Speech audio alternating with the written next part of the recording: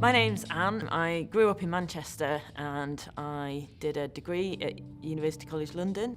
I now live in Newcastle. I work with students and in my spare time I like taking photographs and riding on steam trains.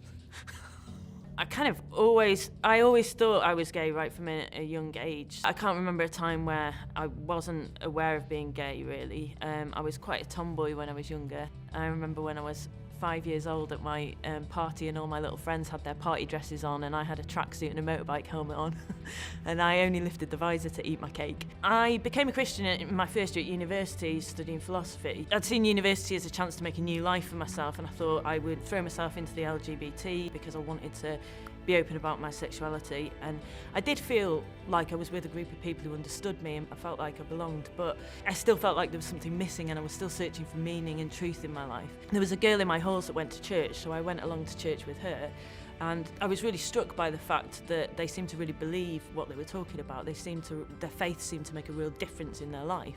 After one of the services there was a student slot and a guy came along to talk who was actually from a gay background and he'd become a Christian and he was telling his story. And it was amazing because it's the first time that I thought, oh okay, God loves gay people. And so I was very inspired by him and I thought, well maybe God would like me as well. At first I think I found it very hard to accept the biblical teaching about sexuality and it seemed very unfair that God would prevent me from having a relationship. And I was torn really because I wanted to be obedient to God, but I found it really, really hard. And I think I found it hard because I didn't fundamentally trust that he had my best interests at heart. It was a very much gritted teeth obedience for a lot of years, I think, and that it isn't always easy to sustain that, and so I didn't.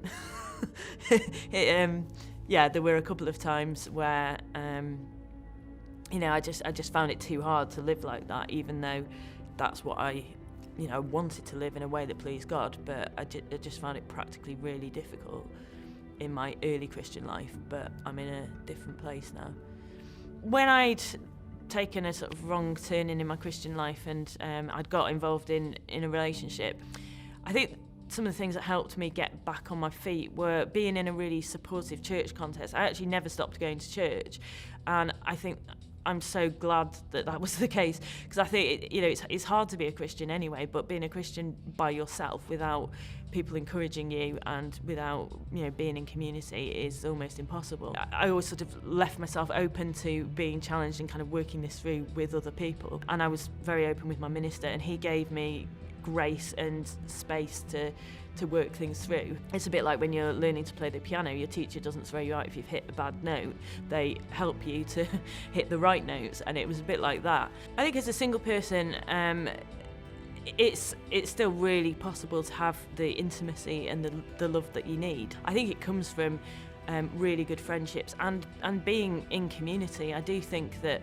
sharing my house and sharing my life with people has really transformed the way that I live, and it means that I'm getting healthy physical touch, I'm getting healthy intimacy. I've got people to talk to when I need to wrestle with something, or I just want some advice, or I just need to cry or whatever. And actually the people that I work with are also really close friends. Living with a friend's great because it's all about sharing life. So when I get home, sometimes Abby's cooked me a delicious casserole. We share a car, so a lot of it's like sharing financial costs and things, but sharing life as well, going on trips, going on holidays, and just having someone there when you get in and you want to talk about your day, somebody who's actually going to ask you and take an interest, is huge.